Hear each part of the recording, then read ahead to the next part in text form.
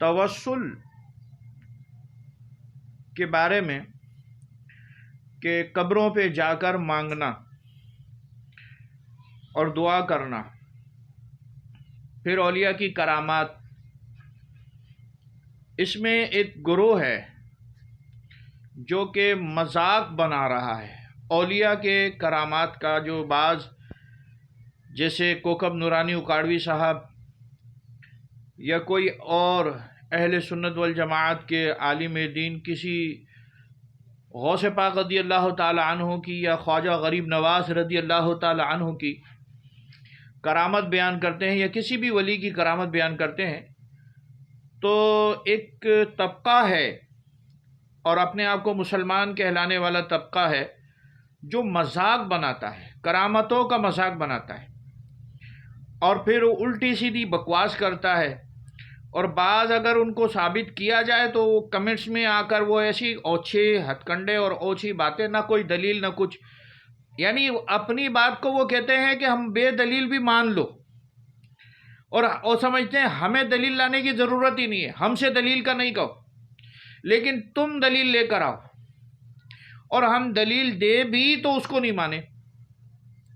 ابھی ایک طبقہ کھڑا ہوا شب برات میں، اس کا منکر ہو گیا، خوب لگے پڑے ہیں دگا کے دبا کے وہ بلانے، کوئی کہیں سے ثابت نہیں ہے، کہیں سے ثابت نہیں ہے، ضعیف روایتیں فلانا ہے ڈھمکانا ہے۔ او بھائی، زیادہ تر حدیثیں ضعیف ہیں، یہ میرا دعویٰ ہے، کوئی ثابت کر دے زیادہ تر حدیثیں صحیح ہیں، اور اگر ضعیف روایتوں کو چھوڑ دیا تو تمہارا جینا محال ہو جائے گا، شریعت پر عمل کرنا مشکل ہو جائے گا تمہیں۔ اور حنفی کہلانے والوں ذرا سوچو تو صحیح، حنفی مسلک ہے کیا؟ حنفی مسلک میں کیا ہے؟ سب سے پہلے قرآن مجید میں دیکھتے ہیں، اور قرآن مجید فرقان حمید کے بعد حدیث پاک میں دیکھتے ہیں، اور حدیث پاک کے بعد اجماع میں دیکھتے ہیں، اور اجماع کے بعد قیاس ہے۔ یہ چار چیزیں ہیں اصول مسائل نکالنے کی۔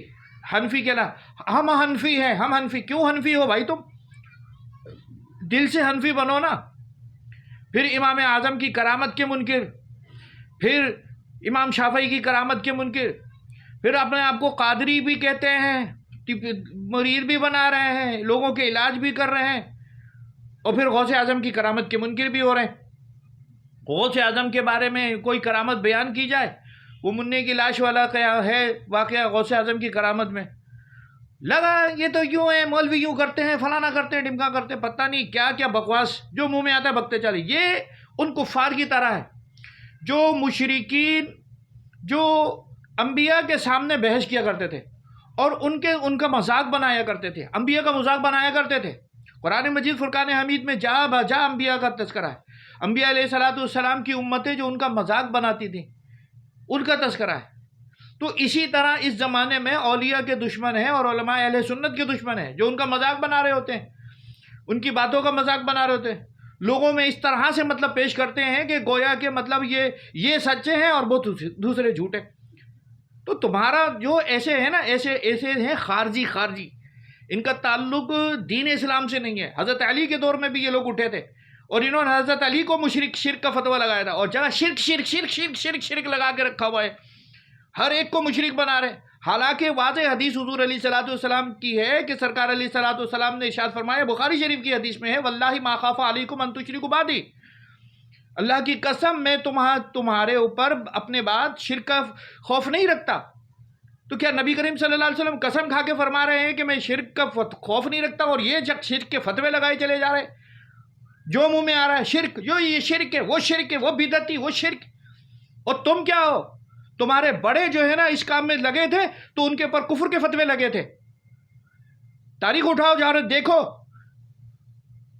دیوبند کے مدرسے میں جو اینٹیں لگی ہوئی ہیں، جو ان کی بنیادیں ہیں نا، بنیاد میں 4 مولوی ہیں، ان پہ کفر کے فتوے لگ چکے ہیں، کفر کر چکے ہیں وہ انہی چکروں میں آ کے۔ اور تمہارا کوئی ایمان نہیں ہے جو تم اللہ کے ولیوں کے بارے میں اور علماء اہل سنت کے بارے میں ایسی باتیں کرتے ہو۔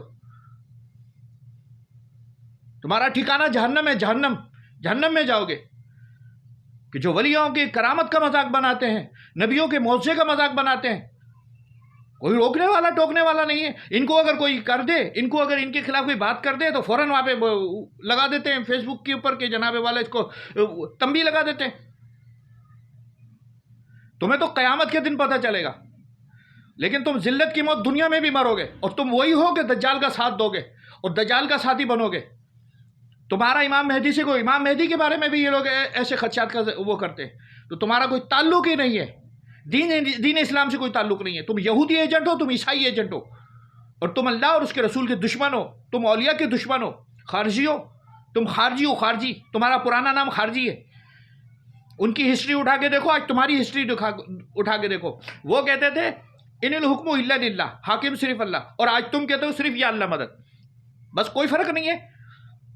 تم نے اردو میں کہا، انہوں نے عربی میں کہا، بات وہی بات ہے. تم ہو خارجی.